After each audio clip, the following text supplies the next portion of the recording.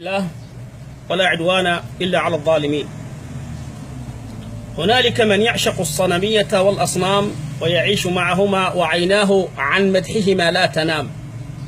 ولنا في اليمن صنمين اثنين تهنا الكذب والحيلة والخداع.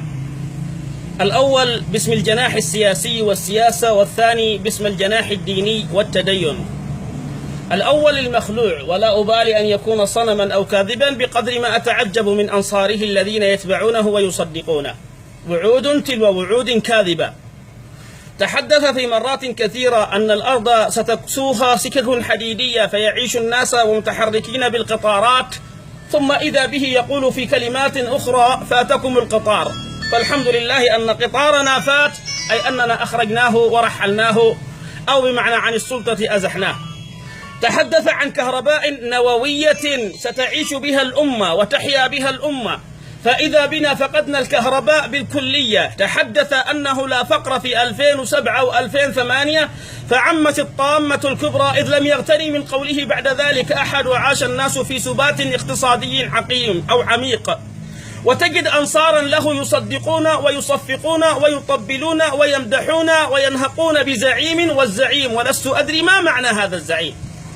أي زعيم هذا الذي أهلك الحرث والنسل وصنع جيشا سماه الحرس الجمهوري لحراسة الجمهورية، وكان الهدف منه إقامة ملكية وتوريث أحمد مكان علي، وإذا بالأمة تظل هكذا. لا غرابة، قد يكون الغباء يسلط على الغباء، وقد يكون الأغبياء يعشقون الكاذبين ولا يحبون الصادقين، يتعاملون معهم، يصافحونهم، يسلمون عليهم، ينتظرون كذباتهم على التلفاز. قال أن له جيشا يغزو به العالم، وإذا وجدنا أن الطيران أو أن الأجواء حصرت في لحظات أو في ربع ساعة، وإن كنا مع هذا الحصار لأن ما كان مع المخلوع تدمير الشعب لا للدفاع عنه أو البحث عن هوية هذا الشعب المسكين المطحون. من أجل ذاته ومن أجل نفسه أصر أن يضحي أنصاره بأنفسهم من أجله. أما أبناؤه الحمد لله، هذا في الإمارات وهذا في أمريكا يتفسحون، بل حتى إخوانه وأبناء إخوته في لبنان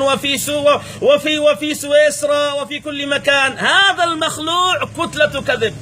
تحالف مع صنم آخر لكنه باسم الدين، آية الله السيد طز الذي قال: طز بدول التحالف، نحن نمتلك أحجار الزينة لا نريد عملة صعبة.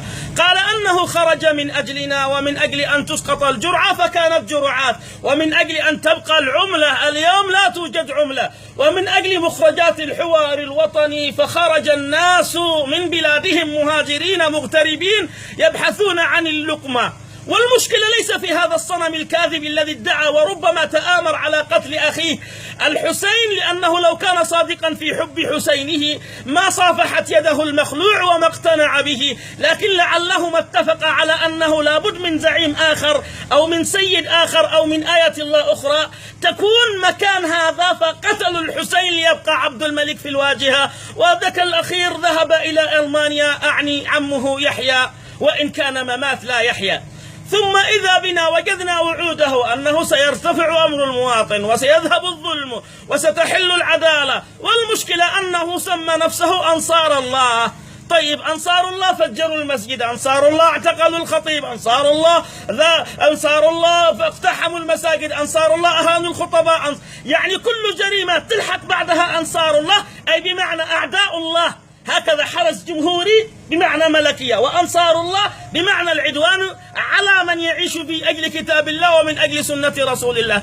صنمين هبل واللات والعزى أخف ضررا من هؤلاء المجرمين. أصنام لا تتحرك، أما هؤلاء أصنام متحركة يستعبدون الناس، واحد باسم السياسة والوطنية ورفع العلم الجمهورية اليمنية، والثاني باسم التدين وآيات الله. من حسأله سؤال واحد بسيط: لماذا إيران لا تتبرع من أجل رفع الريال اليمني؟ لماذا إيران لا تتبرع من أجل الاقتصاد اليمني؟ لماذا لا تهب المساعدات والحوالات الإيرانية من أجل أن يبقى الريال مرتفع متفوق على الدولار وطاز بالتحالف العربي؟ لا يمكن، لأن إيران تعلم أنها استأجرت حثالة البشر وأرذل البشر، لا تعتمد عليهم. إن صنعوا شيء كان بها، وإن لم يصنعوا تخلصت منهم، وإذا بها ترتاح من شرورهم ومن مد أيديهم. هكذا صنمينا، سيء ومخلوع.